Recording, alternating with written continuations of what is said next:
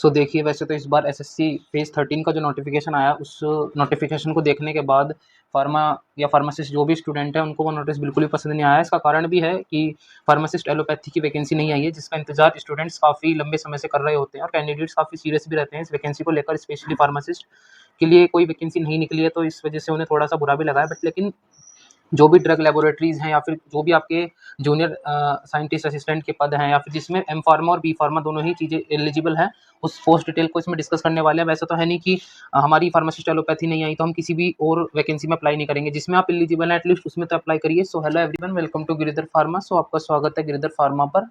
सो जैसा कि आपको पता है कि मैं इस चैनल पर आपको गवर्नमेंट फार्मेसी से रिलेटेड एक अपडेट देता हूँ, चाहे वो अपडेट आरआरबी से जुड़ी हो, एसएससी से जुड़ी हो। तो आज की इस वीडियो में मैं आपके सामने हाजिर हूँ एसएससी की वो पोस्ट को लेकर जिसमें कि आप बी फार्मा और एम फार्मा दोनों ही एलिजिबल हैं, ठीक है ना।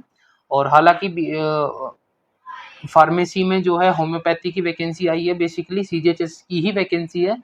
तो काफ़ी लोग ये भी बोल रहे थे कि सीजीएचएस अपने एग्जाम अलग से कंडक्ट कराएगा, 700 प्लस वैकेंसी सीजीएचएस में खाली है। तो वो तो मुझे कहीं से कहीं तक भी 1% भी नहीं चांसेस लग रहा है। इसके रिगार्डिंग ही मैं एक वीडियो पहले बना चुका हूँ, अगर आपने वो वीडियो नहीं देखी है तो एक बार आप चैनल पर जाकर उस वीडियो को देख सकते हैं। टेलीग्राम चैनल का लिंक भी आपको डिस्क्रिप्शन में मिल जाएगा एंड उस वीडियो का लिंक भी आपको डिस्क्रिप्शन में मिल जाएगा, या फिर आप चैनल पर जाकर भी विजिट करके देख सकते हैं, ठीक है ना। तो मुझे ऐसा नहीं लगता कि सीजीएचएस अपने कोई अलग से एग्जाम कंडक्ट कराएगा। उसका रीज़न भी बहुत ठीक ठाक सा है। देखिए, 6 महीने बीत चुके हैं सन 2025 को स्टार्ट हुए और रिमेनिंग 6 मंथ्स बचे हैं। तो अगर कुछ भी ऐसा होता है, देखिए इन फ्यूचर होने को कुछ भी हो सकता है, अगर फ्यूचर में ऐसा कुछ होता है तो हम आपको इन्फॉर्म करेंगे ही। तो आप तब तक के लिए चैनल को सब्सक्राइब कर लीजिए। बट लेकिन एज सच मुझे अभी कुछ ऐसा लग नहीं रहा है, क्योंकि अगर ऐसा कुछ भी होना होता तो अफवाहों में उड़ती उड़ती खबर आ ही जाती है हमारे पास, ठीक है ना, वो पता चल ही जाती है हम लोगों को, ठीक है ना। तो अब जैसे ही एसएससी की वेबसाइट पर जाएंगे तो आप नोटिस पर क्लिक करेंगे, तो आप थोड़ा सा ही नीचे स्क्रॉल डाउन करेंगे तो आपको 2 जून का नोटिफिकेशन मिलेगा, notice for phase 13 2024 selection post. जैसे ही आप इस पर क्लिक करते हैं तो थोड़ा सा ये टाइम लेगा और आपके सामने पीडीएफ खुलनी स्टार्ट हो जाएगी, ठीक है ना। तो आपके सामने कंप्लीटली पीडीएफ खुल जाएगी और इस पीडीएफ में जितनी भी वैकेंसीज हैं इन सभी वैकेंसीज को मैंने अब मैं आपको एक एक करके इस वैकेंसी की पूरी पोस्ट डिटेल बताऊंगा कि किस किस में क्या क्या चीज़ अलाउड है, ठीक है ना। देखिए, जैसे कि जैसे ही आप थोड़ा सा पीडीएफ को नीचे स्क्रॉल डाउन करेंगे, जहाँ पर आपकी पोस्ट डिटेल्स दे रखी होती है, वहाँ पर ही आप ईआर सेक्शन में जाएंगे, मतलब कि ईस्टर्न रीजन में जाएंगे। ईस्टर्न रीजन में 11525 पोस्ट नंबर पर देखेंगे। देखिए 11525 पर लेबोरेटरी असिस्टेंट की पोस्ट है, लेवल 5 है, वही लेवल है, ठीक है ना, बहुत ज़्यादा फर्क नहीं है। और ग्रेजुएशन एंड अबव, देखो वहाँ पर हायर सेकेंडरी लेवल होता है फार्मासिस्ट एलोपैथी का, बट यहाँ पर ग्रेजुएशन एंड अबव दे दिया है, ठीक है ना। एज लिमिट थोड़ी सी बढ़ा दी गई है, 18 से 25 होती थी नॉर्मली, अब 18 से 27 है आपके पास, ठीक है ना, क्योंकि ग्रेजुएशन लेवल में अब आपकी कंसीडर होगी, लेवल वही रहेगा बट पैसे में नहीं बढ़ी है, ठीक है ना। एक पोस्ट है आपकी, ठीक है ना। उसके बाद इसकी पोस्ट डिटेल देखेंगे कि आपको, तो ये देखिए, आप जब पोस्ट डिटेल पर क्लिक करेंगे तो आपके सामने इस टाइप का इंटरफेस नज़र आएगा। आपको सबसे पहले फेज़ 25 सेलेक्ट करना है, उसके बाद आपको रीजन ईस्टर्न रीजन सेलेक्ट करना है, उसके बाद आपको यहाँ पर आप चाहो तो पोस्ट कोड भी घेर सकते हो और चाहो तो यहाँ से भी देख सकते हो। मैंने डायरेक्ट पोस्ट कोड घेर दिया है, तो ये देखिए मेरे को नज़र आ गई है ER 11525 पे लेबोरेटरी असिस्टेंट। इसकी आई जो आँख का निशान बनना है ना, इस पर व्यू करेंगे तो आपको एजुकेशनल डिटेल में दिख जाएगा, ठीक है ना। देखिए, bachelor degree science degree in the following subject physics और मैथ, आपके पास इन दोनों में से एक सब्जेक्ट होना चाहिए। जैसे कि आपने बी फार्मा किया है तो आपके पास फिजिक्स केमिस्ट्री एंड बायो होती है, तो आपका ठीक है ना। बॉटनी और जोलॉजी होनी चाहिए, मतलब कि जब आप 12th में, मतलब,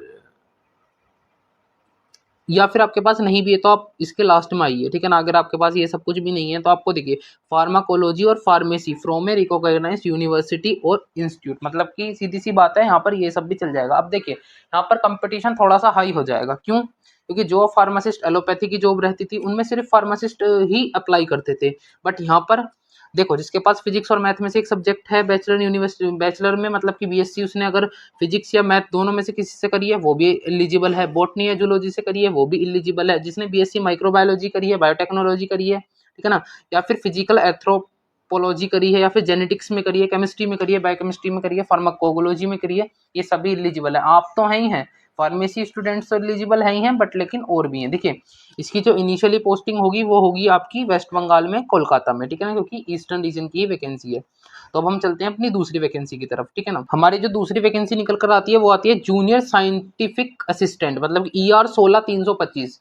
जब आप इस PDF के नीचे स्क्रॉल डाउन करेंगे तो आपको नजर आ जाएगा, और ये department of medical store Kolkata directorate general of health services में है, और ये लेवल 6 की जॉब है। ये ठीक ठाक लेवल है और ग्रेजुएशन अबव है, और इसमें पोस्ट हैं 2, और एज लिमिट इसमें ठीक ठाक है, 23 से 28 साल है। बट लेकिन ये एम फार्मा वाले स्टूडेंट्स के लिए है, ठीक है ना। एक बार मैं आपका पोस्ट कोड, इसकी पोस्ट डिटेल्स खोलकर दिखा देता हूँ डिटेल का। तो यहाँ पर आप फिल कर दीजिए, फिल ये करिए इसमें जो भी आपकी डिटेल है। 16325 मैंने आपको बताई थी, तो यहाँ पर क्लिक करिए 16325।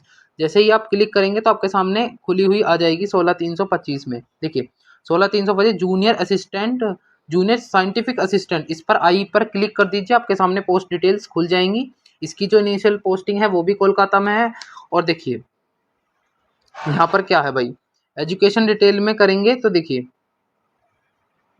जो भी इसकी एजुकेशन डिटेल है उनको ओपन कर लेते हैं। डिग्री इन फार्मेसी और फार्मास्यूटिकल केमिस्ट्री, सॉरी ये एम फार्मा वाली नहीं है, ठीक है ना, ये फार्मेसी वाले स्टूडेंट्स वालों के लिए ही है।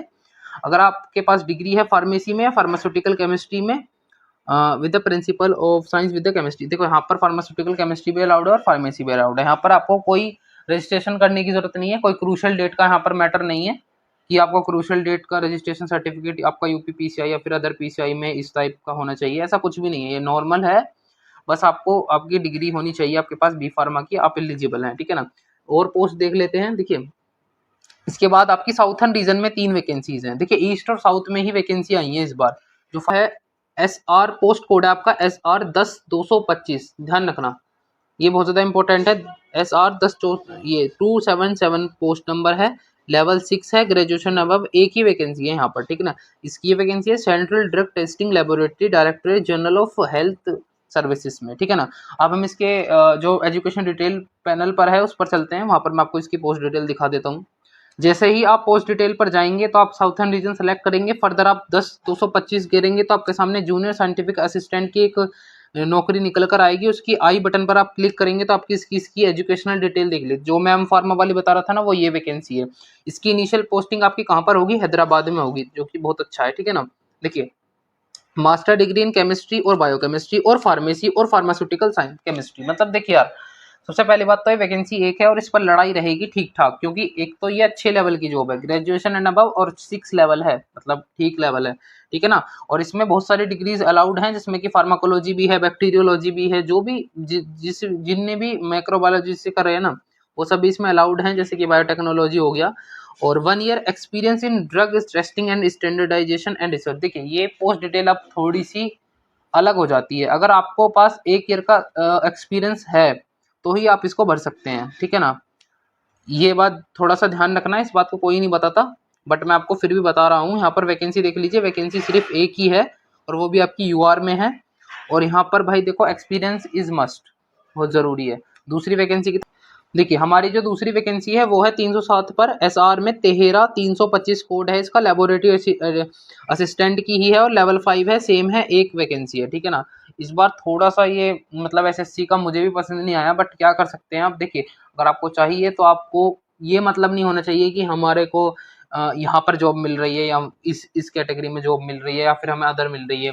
आप इसमें अगर आपने तैयारी कर रखी है, सपोज आप स्टूडेंट है, काफी लंबे समय से आप SSC की तैयारी कर रहे हैं और आपकी तैयारी 80% 70% कंप्लीट हो चुकी है, और अब आपको ऐसा लगा कि इसमें तो वैकेंसी नहीं है, तो आप इन वैकेंसीज को फिल कर सकते हैं।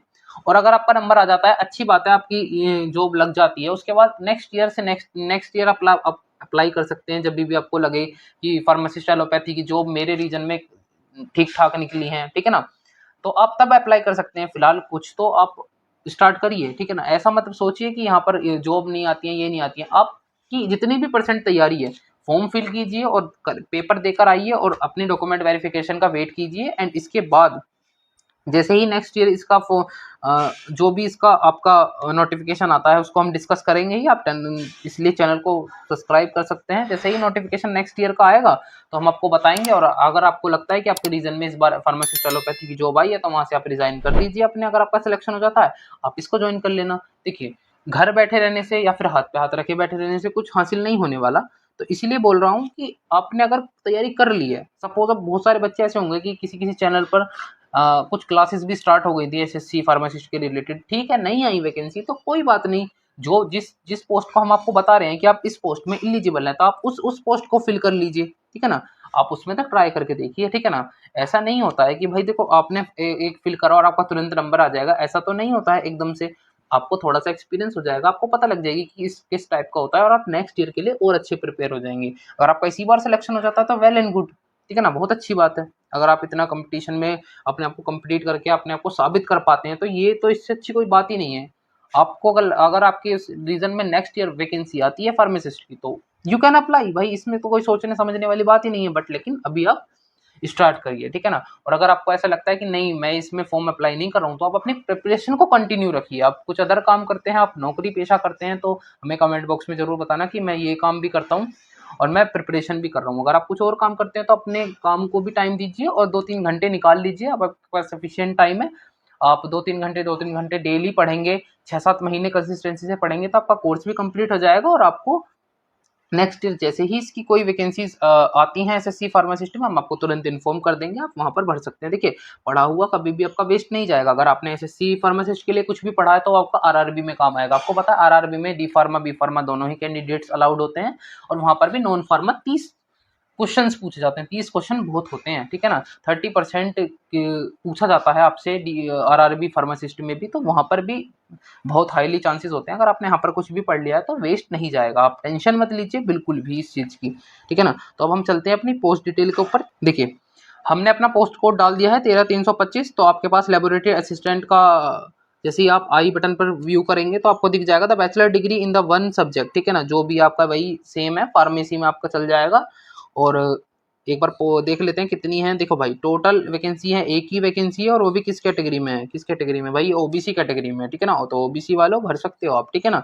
और ऐसा कुछ नहीं है कि ओबीसी कैटेगरी में यूआर वाले भी से ले सकते हैं, कोई अदर कैटेगरी वाला भी ले सकता है, बस आपके नंबर ज्यादा होने चाहिए उनसे, ठीक है ना। एक नई वैकेंसी देख लेते हैं। इसी के नीचे एक अच्छी खासी वैकेंसी है जिसका है कोड SR 13625, और ये लेवल 7 की अब तक की सबसे हाईएस्ट जॉब ये होने वाली है भाई। देखो, एक ही वैकेंसी है और इसकी पोस्ट डिटेल देखते हैं। एक सीनियर साइंटिफिक असिस्टेंट की एक भर्ती निकल कर आती है जिसका लेवल 7 है, ठीक है ना। और इसकी हम प्रोफाइल व्यू करते हैं तो देखिए, एजुकेशन डिटेल में मास्टर डिग्री आपकी चल जाएगी, वही आपकी फार्मेसी में भी। बट लेकिन आपका यहाँ पर 2 year experience in drug testing and standardisation and research. देखिए, अपने बहुत सारे लोगों ने वीडियो बनाई है बट कोई भी ये नहीं बता रहा, सब ये बोल रहे हैं कि यहाँ पर बी फार्मा अलाउड है, यहाँ पर एम फार्मा भी अलाउड है। बट ध्यान रखना भाई, जिसमें एक्सपीरियंस मांगा है उसमें एक्सपीरियंस लगता है, हमेशा ध्यान रखना। डी फार्मा में जब ये वैकेंसी एसएससी फार्मासिस्ट एलोपैथी के नाम से आती थी, डी फार्मा में 2 ईयर का एक्सपीरियंस मांगा जाता था हॉस्पिटल का, तो वहां पर मांगा ही जाता है। ऐसा नहीं है कि आपसे आप एक्सपीरियंस कहीं से फर्जी बनवा लेंगे, वो सब आपका कैंसिल हो जाता है बाद में, ठीक है ना। और ये तो अच्छे लेवल की जॉब है, यहाँ पर तो भूल जाओ, यहाँ पर फॉर्म ठीक ठाक ही डलेंगे, क्योंकि मास्टर डिग्री आपकी केमिस्ट्री में भी अलाउड है, फार्माकोलॉजी में भी अलाउड है, बैक्टीरियोलॉजी में भी अलाउड है, माइक्रोबायोलॉजी में भी अलाउड है, और बायोटेक्नोलॉजी में भी अलाउड है। उसके बाद कहीं जाकर फार्मेसी का नंबर आएगा, ठीक है ना। तो आप करने को कर सकते हो। देखो, कुछ भी, आपको अपनी मेहनत पर यकीन है तो आप कुछ भी कर सकते हैं। अगर आपको अपनी मेहनत पर यकीन है तो आप कुछ भी कर सकते हैं, ऐसा कुछ भी नहीं होता। कोई पढ़ा लिखा कुछ भी आपने पढ़ा है related to the SSC pharmacist या फिर नॉन फार्मा, भाई काम आएगा, ध्यान रखना। अभी यहाँ पर सिपाही फार्मा का पेपर है जिसके रिगार्डिंग मैंने वीडियो बनाई है, वहां पर भी 50% क्वेश्चन आपके इंग्लिश और जनरल अवेयरनेस से आ रहे हैं, मतलब कि नॉन फार्मा पोर्शन आ रहा है। तो अगर आपने सोच लिया कि हमें फार्मेसी में अपनी सीट पक्की करनी है तो आपको नॉन फार्मा तो पढ़ना ही पड़ेगा। और आपने अगर नॉन फार्मा एसएससी के लिए पढ़ा है तो वेल एंड गुड, आपका अदर कोई भी वैकेंसी आती है उसमें काम आ ही जाएगा, ठीक है ना। तो देखिए, अब ये सबसे ज्यादा कंफ्यूजन ये है कि सीजीएचएस की अलग वैकेंसी आएगी नहीं। देखिए, ये तो भाई फ्यूचर ही जानता है, जो मेरा व्यू है वो मैंने आपके सामने रख दिया है। मेरे को नहीं लगता सीजीएचएस कोई अलग से वैकेंसी निकालेगा। अगर सीजीएचएस अलग से वैकेंसी निकालता तो सीजीएचएस होम्योपैथी फार्मासिस्ट की जॉब यहाँ पर नहीं देता, ठीक है ना। वो फिर अपनी उसी में देता। भाई ऐसा तो है नहीं कि सीजीएचएस 3 वैकेंसी एसएससी से फुलफिल कर रहा है और अदर वैकेंसी अपनी खुद से एग्ज़ाम लेकर कर रहा है, तो ऐसा ऐसा कुछ भी नहीं होने वाला। और आप देखिए फ्यूचर मैं भी नहीं जानता और कोई भी नहीं जानता, ये तो सब मैं आपको अपने बता रहा हूँ कि इस टाइप का कुछ होने वाला है नहीं।